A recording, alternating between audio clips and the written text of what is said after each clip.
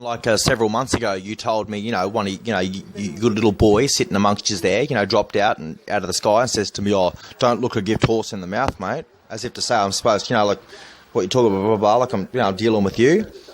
And then I thought to myself, well, I know people like yourself just sort of just, I don't know, because humans are born into a world that doesn't understand concept.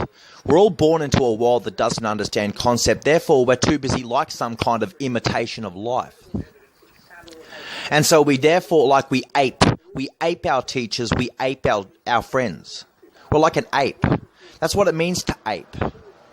Ape is like imitation. So therefore, life is a bit like imitation, where if you sell one, you sell a million. And people like yourself are in fact just popularists. And popularists are just softies who just sit in circles and try to popularise and just in some subliminal fashion to sort of nod your head. And it doesn't, substantiate what it is to have robust intelligence or a countermeasure intelligence. Because like the commitment to one's time or time in one's commitment, either way you look at it, you might say to someone, "Oh, don't look a gift horse in the mouth," but then someone might say, "Well, never bite the hand that feeds you." Well, then that's perfect for me to be able to readdress that like a minister and say, well, to be able to look a gift horse in the mouth, that's just fucking farcical. That's a fallacial concept. You obviously stole that from someone and you used it like a precious sort of, sinister rather than a real minister. Because if you say, "Don't look a gift horse in the mouth," well, I'm going to say, well, don't look a stiff horse in the arse. I think it's more appropriate to actually interpret it as don't look a stiff horse in the arse. You just want to keep following and not lead. It's like a horse race. Well, so don't stare a stiff horse in the arse. It's like someone, better fuck around that thing. A dancer, don't fucking, get around your problems. Or lessen those windows in your brain. Those windows that you're too busy give inlet to.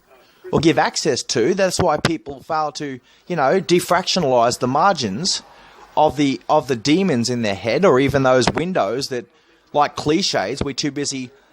It's like a person's brain that has problems or something in there penetrated or inserted, just like falsification, just like some sort of false degree of robust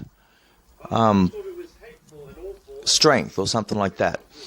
People's brains are like a balloon. They're balloon brains.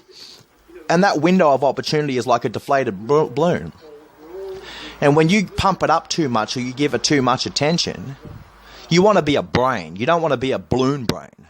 But you keep giving that balloon too much attention and it'll blow up. It'll overwhelm you. It'll overpower your life. Where you just become very lightheaded, very mentally fragile, and we know a lot of cult practices and gang members and evil satanic people or people of power are very fragile.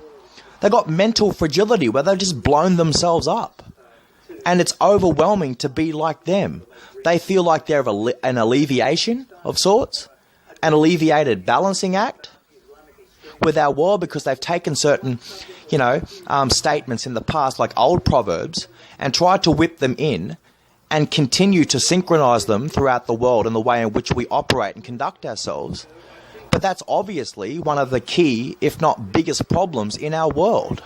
We've got these reformists, rather than those who wish to take the only way forward, and that's to conform to that in which you ought to be. If you didn't make that statement, then how dare you actually take it and then preach it like a given norm, a normality. There's no formal approach. It's simply a formal reproach, a maladministration to take somebody else's quota or proverb or one-liner or clincher and then use it in your time, me, us, this generation, Generation X, Generation Y, and then pretend like it's the way that it ought to be because it sort of echoes a chant from somewhere, like you caught it yonks ago, and then you might say to me, you're a special attention seeker. Well, man, I heard that shit back when I was in primary school. And you used that shit on me a week ago or a few days ago. I heard that shit when I was in primary school. So you must think the whole world owes you when you take certain proverbs like that and claim that that's the way it is. It is not the way it is. It's so sinister and so anti-Semitic and all that you couldn't even begin to imagine what it's like to falsify statements in the way in which you people do. That classic age-old proverb and one-liner and clincher that people pretend to think that they're so smart and that they're so highly educated to a degree in which, like the word legislation, it acts like a veil in which we sort of bend the rules in which to be able to, coexist with fellow workmates or fellow work practices and auxiliary codes and codes of conduct or those certain advisories and personnel that govern and safeguard our approach as we walk through the corridors and sift through the ages. Just like, it makes us tend to think that life is too far damn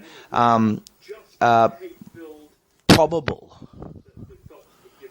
But like probable cause, it's like the number one sort of preemptive strike against what it is to understand core institutional value, or that core institutional upkeep, like a robust suppression, like a person fit for office, like a person fit for the description of what they preach, and then go ahead in a practical sense and force it upon the dormant lifestyles of those